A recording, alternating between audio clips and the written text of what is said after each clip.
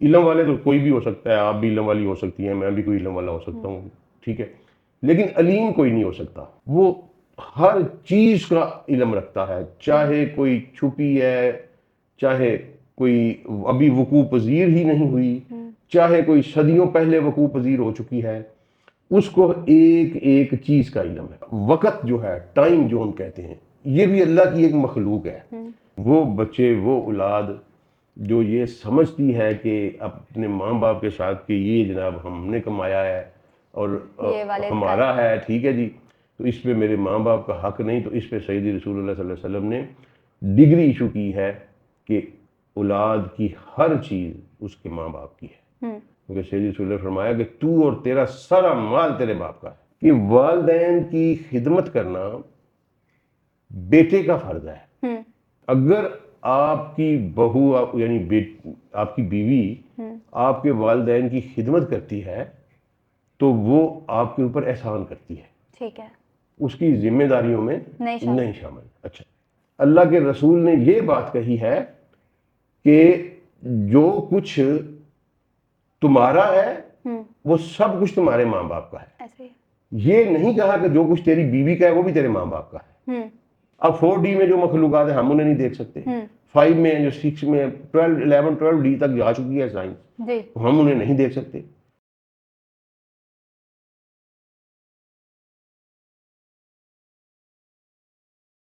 السلام علیکم، میں ہوں آپ کی ہوسٹ عیشا خان اور آپ دیکھ رہے ہیں منزل منزل آسانیہ۔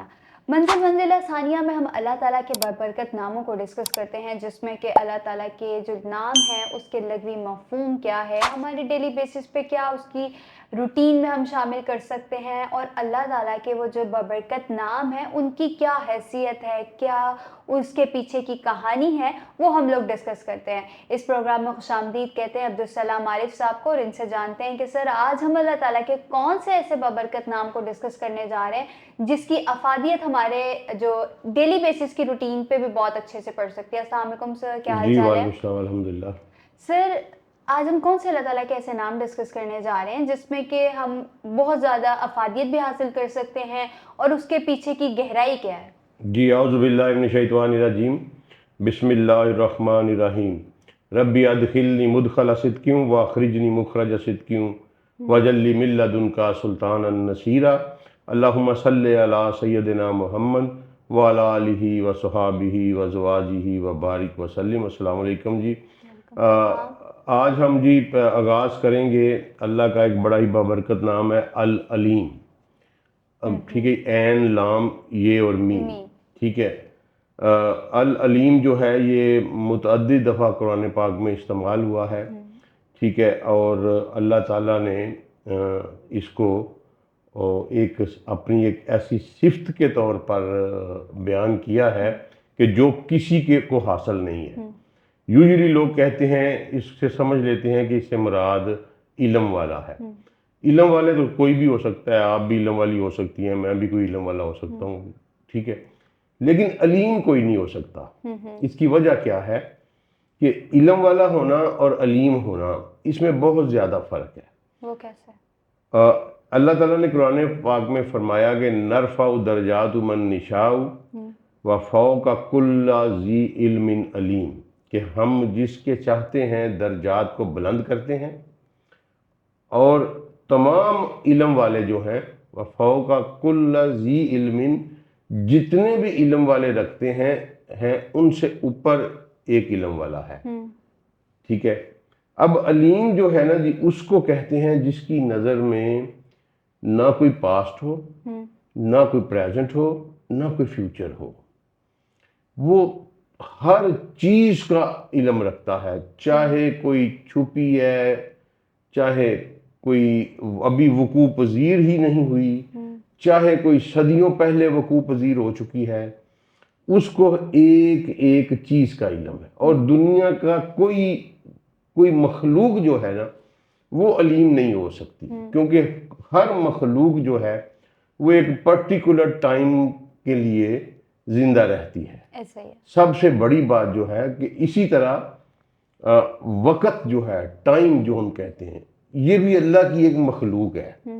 مثلا یہ نان سینس لوگ جو اللہ کی کا انکار کرتے ہیں وہ یہ کہتے ہیں یہ جو ایتھیسٹ ہیں آج کل یہ کہتے ہیں جی کہ جب وقت نہیں تھا تو اللہ بھی نہیں تھا، حتیٰ کہ اللہ واضح طور پر یہ کہتا ہے کہ وقت، ٹائم جس کو آپ کہتے ہو، وہ میری ایک تخلیق ہے. بالکل ایسا ہے. ٹھیک ہے، اور تخلیق کی وجہ سے خالق کی وجود کو جج نہیں کیا جا سکتا کہ اگر تخلیق نہیں تھی تو یہ تو ایک بیوقوفانہ بات ہے نا.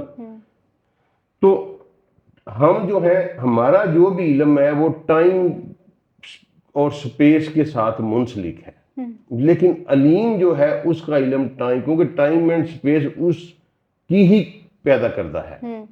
تو اگر وقت اسی کا پیدا کرتا ہے تو وقت سے پہلے کیا تھا وہ بھی جانتا ہے. ٹھیک ہے، کیونکہ وقت اس کی ایک مخلوق ہے. جس طرح کہ میں جب پیدا ہوا، میرے پیدا ہونے سے پہلے اگر آپ چھوٹے لیول پہ سمجھ لیں کہ میرے ماں باپ میرے خالق ہیں، ٹھیک ہے، تو میرے پیدا ہونے سے پہلے جو حالات تھے وہ میرے ماں باپ جانتے ہیں. ٹھیک ہے، میں تو اس وقت تھا ہی نہیں. تو اس لیے میرے پیدا، اسی طرح وقت کے پیدا ہونے سے پہلے جو ہے علیم اس کو بھی جانتا ہے. ٹھیک ہے، اور جب وقت ختم کر دیا جائے گا، یعنی یہ دنیا کی ساتیں لپیٹ دی جائیں گی اور دنیا کسی اور جہت پہ چلی جائے گی، یہ جو اللہ نے کہا کہ تم ہمیشہ ہمیشہ کے لیے وہاں رہو گے، ٹھیک ہے، تو اس کا مطلب ہے کہ وقت ختم کر دیا جائے گا. جب وقت ہی نہیں گزرے گا تو ہمیشہ کی تبھی حاصل ہوگی نا. بالکل ایسے ہے. تو جب وقت نہیں تھا جو کچھ تھا اس کو بھی وہ جانتا تھا، اور جب وقت نہیں ہوگا جو کچھ ہوگا اس کو بھی وہ ابھی بھی جانتا ہے. اس کو علیم کہتے ہیں. اسی طرح مخلوقات میں سے کسی چھوٹے سے چھوٹے ایٹم سے بھی چھوٹے ذرات جتنی کو بھی تخلیق کیے گئے ہیں، وہاں سے لے کر کمپلیکس ترین مخلوق تک جو کچھ بھی ہے وہ سب اس کے علم میں ہے. ٹھیک ہے، پاسٹ، پریزنٹ، فیوچر اس کے سامنے حیثیت ہی کوئی نہیں رکھتے. یعنی جو ازل سے پہلے کا علم بھی رکھتا ہے اور ابد کے بعد کا علم بھی رکھتا ہے، اس کو علیم کہتے ہیں. تو یہ بہت بڑی صفت ہے. اس صفت کے اوپر کوئی مخلوق نہیں آ سکتی، کیونکہ ٹائم اینڈ سپیس سے ماورا ہے ہمارا اللہ، اور مخلوقات ساری جو ہیں وہ ٹائم اینڈ سپیس میں مقید ہیں. اس لیے اللہ کے علم کا احاطہ انسان نہیں کر سکتا.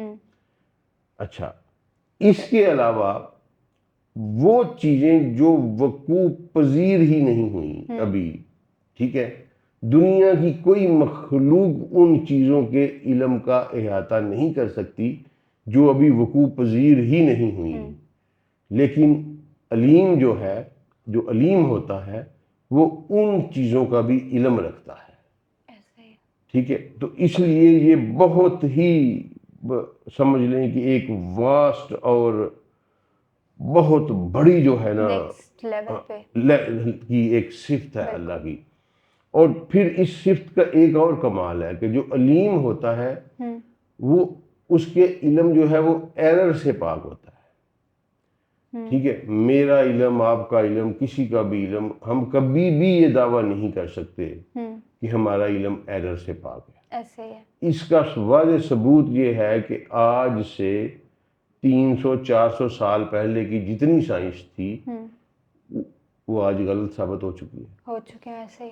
تو اس کا مطلب ہے کہ اس وقت تو لوگ بڑے مان کر رہے ہوں گے جی ہم نے یہ علم ہے، یہ علم ہے، آج وہ علم جو ہے وہ غلط ثابت ہو چکا ہے. ٹھیک ہے، لیکن علیم کا جو علم ہے اس میں کوئی ایرر نہیں آتا، اس میں کوئی فالٹ نہیں آتا، وہ فری آف اینی جو ہے نا جی وہ فالٹ ہوتا ہے.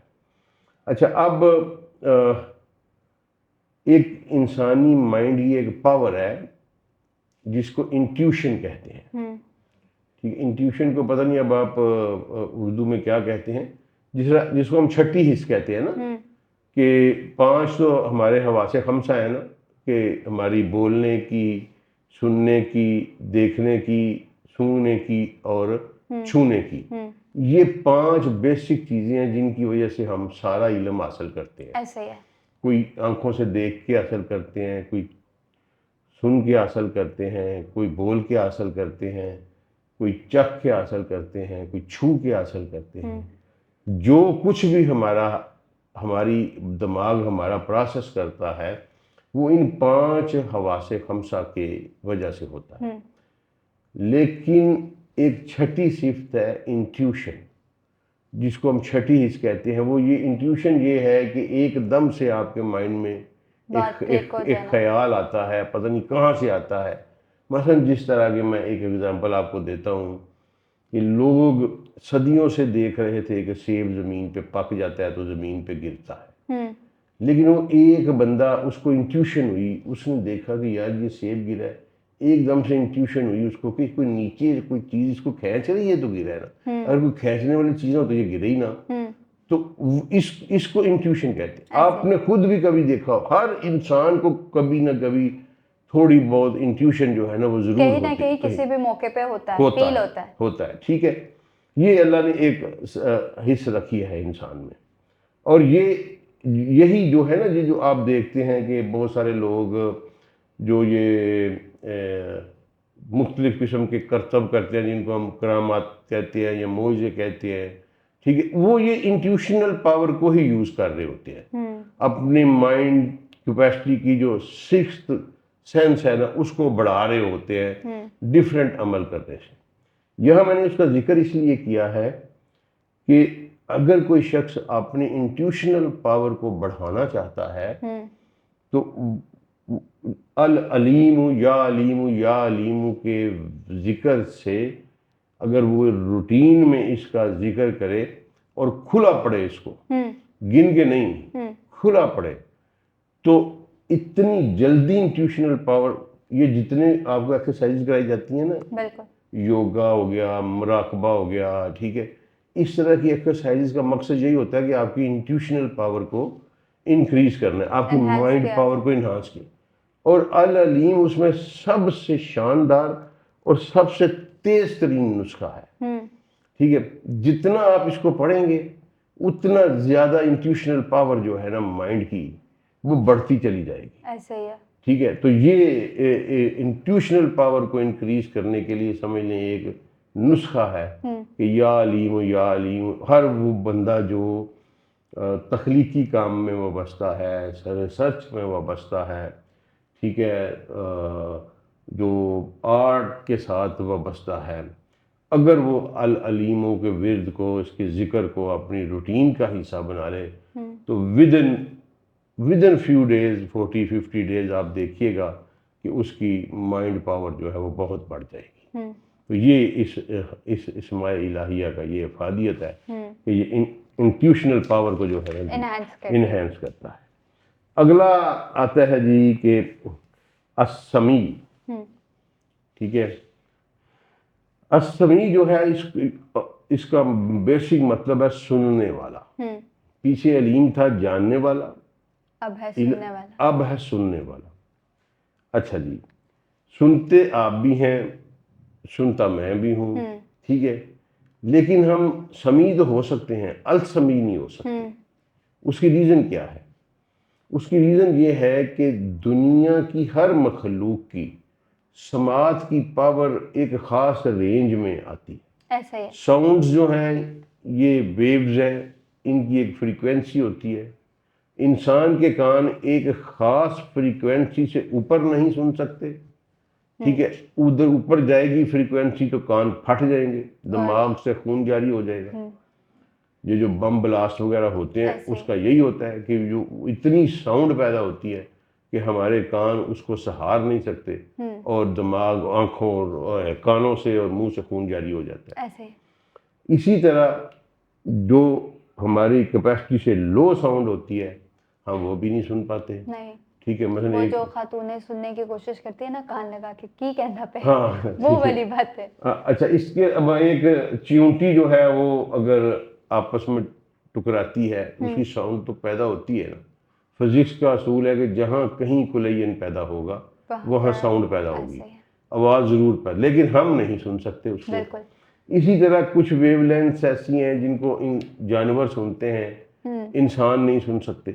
ٹھیک ہے, کچھ آوازیں جس طرح رسول اللہ صلی اللہ علیہ وسلم نے فرمایا کہ جب عذاب دیا جاتا ہے قبر میں کسی انسان کو تو جنات اور انسانوں کے علاوہ تمام مخلوقات اس کو سنتی ہیں, ایسا ہی ہے, اس کی آوازوں کو سنتی ہیں. اس کا مطلب ہے کہ وہ کچھ ایسی ساؤنڈ فریکوینسی کے اوپر ساؤنڈ پیدا ہوتی ہے جو ہمارے کان اس کو ڈیٹیکٹ نہیں کر سکتے. تو ہر انسان کی سننے کی جو کیپیسٹی ہے وہ لمیٹائزڈ ہے, ہر مخلوق کی سننے کی کیپیسٹی جو ہے وہ لمیٹائزڈ ہے, لیکن جو السمیع ہے, ٹھیک ہے, وہ اس کی کوئی لمٹ نہیں ہے. وہ ہر وہ ساؤنڈ جو اس کی مخلوق میں پیدا ہوئی, پیدا ہو رہی ہے یا پیدا ہوگی, وہ اس کو سننے کی صلاحیت رکھتا ہے. ٹھیک ہے, ہر وہ ساؤنڈ جو کہیں بھی اس کی مخلوق میں پیدا ہوگی وہ اس کو سننے کی صلاحیت رکھتا ہے. اور یہ سمجھ لیں کہ ایک اس میں اگر آپ خود کلامی میں یا سمجھ لیں کہ آپس میں خود سے بات کر رہے, ہاں ٹھیک ہے, تو اس کو بھی وہ سن لیتا ہے. اکثر لوگوں کو ہوتی ہے عادت. اچھا, اس کا ایک مثال میں آپ کو دیتا ہوں کہ ایک صحابی رسول صلی اللہ علیہ وسلم تھے, تو ان کے بیٹے نے نا ان کے ساتھ بدتمیزی کی. ٹھیک ہے, اب ظاہر ہے رسول اللہ صلی اللہ علیہ وسلم کی زندگی میں تھا تو بیٹا بھی ظاہر ہے صحابی ہوگا, مسلمان ہی ہوگا, ظاہر ہے صحابی ہوگا. تو اس نے اپنے باپ سے نا بدتمیزی کی اور پیسوں کے کہیں اس کے پیسے رکھے تھے تو اس کے باپ نے اس کی اجازت کے بغیر استعمال کر لیے, تو وہ آگے سے فلیئر اپ ہو گیا, بدتمیزی کر ڈالی اس نے. اب باپ جو تھا وہ رسول اللہ صلی اللہ علیہ وسلم کا سچا صحابی تھا, تو اس نے کہا کہ میں اس کے ساتھ منہ ماری کرنے کی بجائے نا میں رسول اللہ کو اس کی شکایت لگاتا ہوں جا کے. تو وہ آ رہے تھے تو دل ہی دل میں وہ شعر کہتے آ رہے تھے اس بیٹے کے بیہیویئر کے اوپر, منہ سے کچھ نہیں بولے. ٹھیک ہے, دل ہی دل میں وہ سوچ رہے تھے کہ تو چھوٹا سا تھا, تو گیلا ہو جاتا تھا, ہم تجھے سکھاتے تھے, میں ساری جان مار کے تیرے لیے کپڑے خرید کے لے کے آتا تھا. لائک وائز اس طرح کی بات وہ شعروں کی شکل میں اپنے مائنڈ میں کر رہے تھے. جو ہی وہ رسول اللہ صلی اللہ علیہ وسلم کے دربار میں پہنچے تو سیدی رسول اللہ صلی اللہ علیہ وسلم نے کو کہا کہ یا رسول اللہ میرے بیٹے نے میرے سے بڑی زیادتی کی ہے. تو سیدی رسول اللہ نے کہا کہ پہلے وہ شعر سناؤ جو سوچتے چلے آ رہے ہیں. اچھا, وہ بندہ بڑا پریشان ہو گیا. اس نے کہا یا رسول اللہ وہ تو میرے کانوں نے بھی نہیں سنے, یعنی میں نے اپنی زبان سے ادا ہی نہیں کی ہے, تو جب میں نے ادا ہی نہیں کی ہے تو میرے کانوں نے بھی نہیں سنے, تو آپ کو کیسے پتہ چل گیا؟ تو سیدی رسول اللہ نے فرمایا کہ مجھے اس نے بتایا جو ہر چیز سنتا ہے, غیب کا علم رکھتا ہے. ٹھیک ہے, ہر چیز سنتا ہے. تو اس نے پھر اس بندے نے کہا میں گواہی دیتا ہوں کہ آپ واقعی اللہ کے سچے رسول ہیں, کیونکہ یہ الفاظ تو میری زبان سے ادا ہی نہیں ہوئے, تو آپ کے رب نے وہ بھی سن لیے, یعنی جو میں نے بولے ہی نہیں صرف میرے ذہن میں پک رہے ہیں, آپ کے رب نے وہ بھی سن لیے اور آپ کو بتا بھی دیا. تو خیر اس میں واقعہ مکمل کر پھر رسول اللہ صلی اللہ علیہ وسلم نے اس کے بیٹے کو بلایا اور اس کو جھڑکیاں دیں, لعن طعن کی, اور یہاں تک فرمایا کہ دفع ہو جاؤ میری نظروں سے, تو اور تیرا سارا کچھ تیرے باپ کا ہے.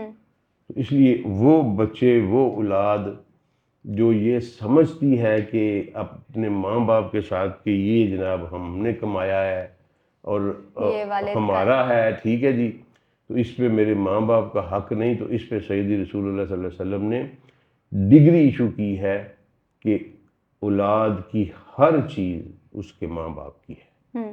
کیونکہ سید رسول نے فرمایا کہ تو اور تیرا سارا مال تیرے باپ کا ہے، تیرا کوئی اس کو کہنے کا حق حاصل نہیں کہ تم نے اس میں سے کیوں استعمال کیا ہے۔ تو یہ آج کل ہمیں بہت زیادہ اس کو سوچنا چاہیے، بالکل ایسے ہے۔ کیونکہ بہت سارے لوگ جو ہے نا جی وہ مجھے سوال بھی آتے ہیں، اور بہت سارے لوگ کہتے ہیں کہ جی ہم اپنے بچوں کا کریں کہ اپنے والدین کا کریں، ٹھیک ہے۔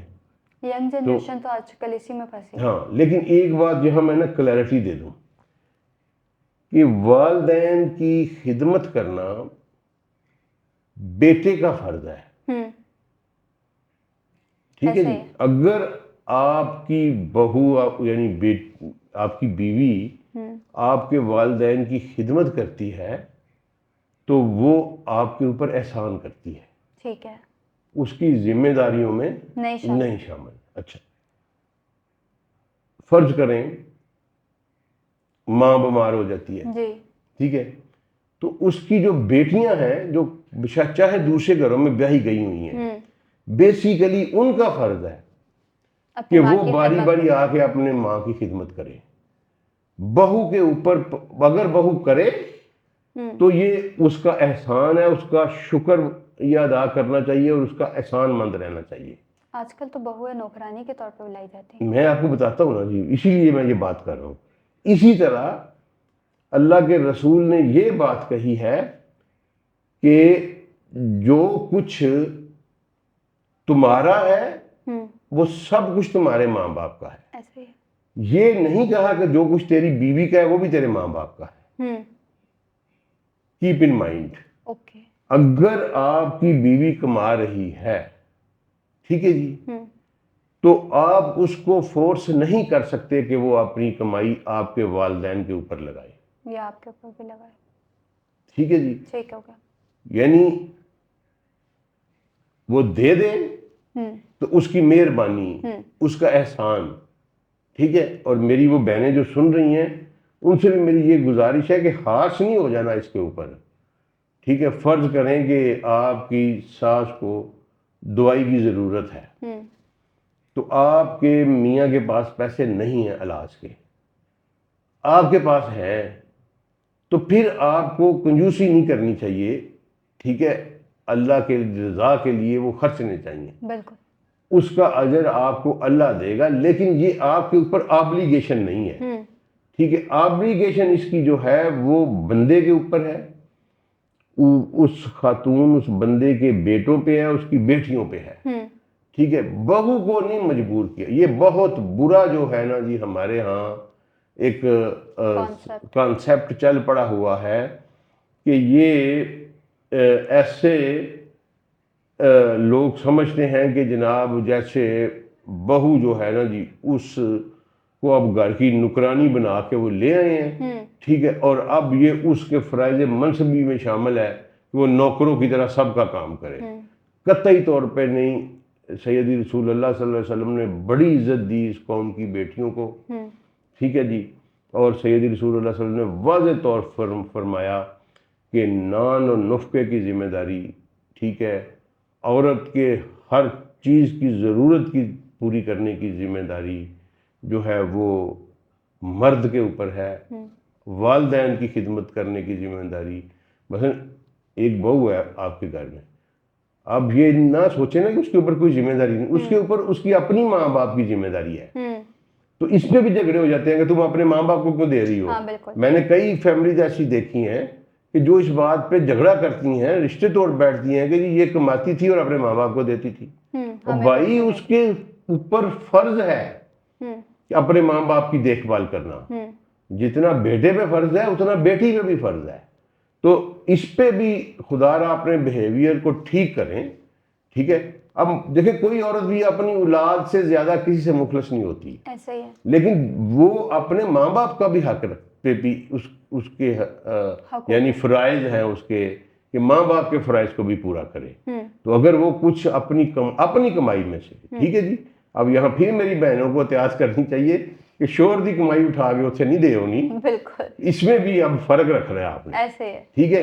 اگر آپ کی اپنی کمائی، آپ ورکنگ ہیں، آپ کی اپنی کمائی ہے، تو آپ کا کے فرائض میں شامل ہو گیا کہ آپ نے اپنے ماں باپ کی ویل بینگ اور ویلفیئر کے لیے اگر انہیں ضرورت ہے، کیونکہ اس طرح کا کیس بھی ہو سکتا ہے کہ جیسے آپ یہ کہیں کہ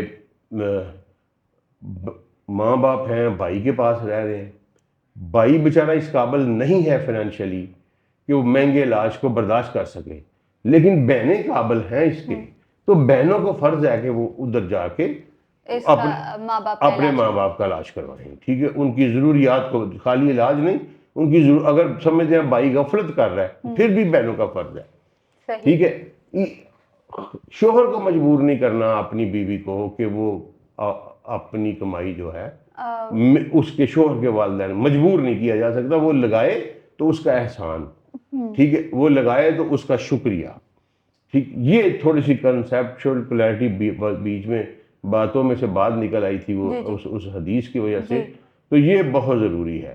اور کیپ ان مائنڈ کہ یہ میں نے یہ حدیث اس لیے پریزنٹ کی کہ اللہ تعالیٰ جو کچھ آپ کے ذہن میں آ رہا ہے نا اس کو بھی سنتا اور اس کو بھی جان لیتا ہے۔ اگر آپ کسی کی خدمت گالیاں دے کے کر رہی ہیں تو اس کا کوئی فائدہ نہیں، ٹھیک ہے، وہ بندہ تو آپ کے ہو سکتا ہے احسان تلے آ جائے، لیکن اللہ جو ہے وہ جانتا ہے کہ آپ نے کس حیثیت سے کیا ہے۔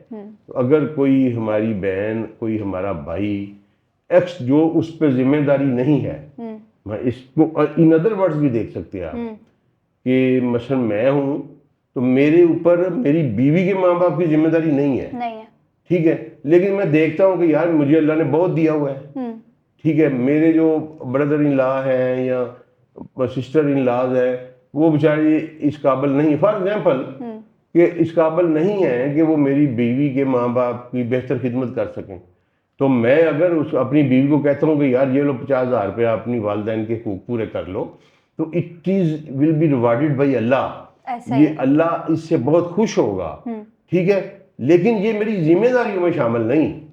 یہ جو بریک سا فرق ہے نا، اس کو بہتر اسی طرح خاتون کا اگر وہ آپ کے ماں باپ پہ اپنی کمائی لگاتی ہے تو ریوارڈیڈ بائی اللہ، آپ کو بھی اس کا مشکور ہونا چاہیے، لیکن اس کی ذمہ داریوں میں شامل نہیں۔ یہ کلیئرٹی جو تھی نا جی، یہ بہت ضروری تھی، یہ میں نے کر دی، یہ کافی دنوں سے پینڈنگ تھی، ایک دو سوال بھی اس پہ آئے ہوئے تھے تو بات موضوع میں نہیں بن رہی تھی، تو آج اس میں سے نکلی تو پھر میں نے اس کو کلیئر کر دیا۔ اچھا جی، اگلا نام ہے جی، وہ بھی اسی سے اب ریلیٹڈ ہے، وہ البصیر، ٹھیک ہے، بصر کا مطلب ہوتا ہے دیکھنا، سینگ، ٹھیک ہے جی، تو میں بھی دیکھتا ہوں، آپ بھی دیکھتے ہیں، سارے لوگ دیکھتے ہیں، ہر دنیا کی ہر مخلوق اللہ نے آنکھیں دی ہوئی ہیں، وہ چاہے پانی میں ہے وہ بھی دیکھتی ہے، ڈفرینٹ کیپیسٹیز بنائی ہوئی ہیں اللہ نے، ہر کوئی بصیر ہے لیکن البصیر نہیں یہاں بھی،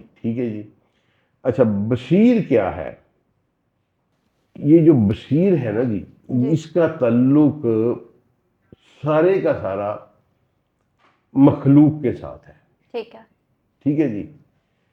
مثلا اس کی یہ بصیر صرف تھی ریلیٹڈ ہے اس کی مخلوق سے، جو کچھ اس نے کریٹ کیا ہے نا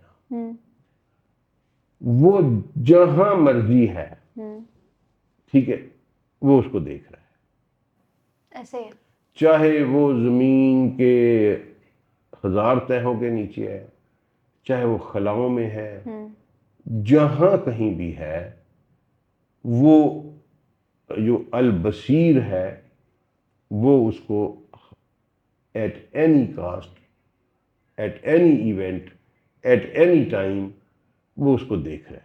اس کے لیے البصیر کے لیے، البصیر کہتے ہی اس کو ہے جس کی بصارت کی کوئی قید نہ ہو، جس کی دیکھنے کی، مثلا ہماری اور آپ کی دیکھنے کی قید ہے، بالکل، یہ جو ہم دیکھتے ہیں یہ الیکٹرو میگنیٹک اسپیکٹرم کا صرف 0.003% ہم دیکھتے ہیں۔ غور کریے کہ دنیا میں جتنی چیزیں موجود ہیں نا اس کا 99.7% 99.7% ہم دیکھ ہی نہیں سکتے. 99.97%. ہم دیکھ ہی نہیں سکتے. ایسا ہے. تو ہم بڑے انسان جو ہے وہ بڑا بنا پھرتا ہے جی میں بڑا فنے کا ہوں. میں اس دیوار کے باہر نہیں دیکھ سکتی. نہیں باہر تو علیحدہ بات ہے, آپ یہاں بھی نہیں دیکھ سکتی. آپ کے ہاتھوں میں پتہ نہیں کتنی کوئی مخلوق بیٹھی ہوئی ہے. آپ کبھی اپنا ہاتھ مائکروسکوپ کے نیچے رکھ کے دیکھیے گا, ٹھیک ہے جی, آپ کو پتہ چلے گا کہ کتنی مخلوقات آپ کے ہاتھ یہاں میز پہ بیٹھی ہیں. پھر ایک ہم صرف میں نے بتایا نا کہ یہ الیکٹرو میگنیٹک اسپیکٹرم میں صرف ایک خاص حصہ ہے جس کو ہم دیکھتے ہیں, ٹھیک ہے, ایک خاص قسم کی روشنی ہے, ایک خاص ویو لینتھ کی جس کو ہماری آنکھ جو ہے وہ ٹکرا کے اس کا ویژن میں کنورٹ کرتی ہے. باقی تو ہم نہ اسے اوپر دیکھ سکتے ہیں نہ اس سے نیچے دیکھ سکتے ہیں. اسی طرح ہر مخلوق کی جو ہے نا جی وہ لمیٹیشن ہے. میں فار ایگزامپل حدیث میں آیا کہ جو مرغا ہے یہ فرشتے کو دیکھتا ہے, ٹھیک ہے. اب جو اینجل ہے جو ملائکہ ہے وہ ایک لائٹ اسپیکٹرم سے بنے ہوئے ہیں, ٹھیک ہے. تو ہماری آنکھ اس لائٹ اسپیکٹرم کو نہیں دیکھ سکتی, لیکن مرغے کی آنکھ میں کوئی اللہ نے ایسا لینز لگایا ہے کہ مرغا اس کو ان کو دیکھ لیتا ہے, ٹھیک ہے. اس طرح جب میرا خیال ہے شیاطین ہے کتا ان کو دیکھ لیتا ہے. تو اب اس پہ انسان کو میرا خیال ہے مسلم امہ کو اس کے اوپر ریسرچ کرنی چاہیے تھی, اپنے نبی کی بات پر اعتبار کرتے ہوئے. تو مرغے کی آنکھ پہ ریسرچ کرتے دیکھتے کہ اس میں کس پاور کا لینز لگا ہوا ہے, آج بھی کر لیں شروع, ٹھیک ہے, تو انہیں بہت کچھ مل جائے گا. بالکل ایسا ہے, ٹھیک ہے, تحقیق. اسی طرح جب آپ دیکھیں نا کہ آپ وہ اب چھوٹا سا تجربہ ہے کہ اب یہاں یہ ڈارک کوئی چیز ہے یہ نظر نہیں, آپ چھوٹا سا لینز لگاتی ہیں تو وہ چیز آپ کو نیکڈ آئی سے نظر نہیں آ رہی. اس لینز کی پاور بڑھاتے چلے جائیں نیچے آپ کے ویژن میں اضافہ ہوتا چلا جائے گا, ٹھیک ہے.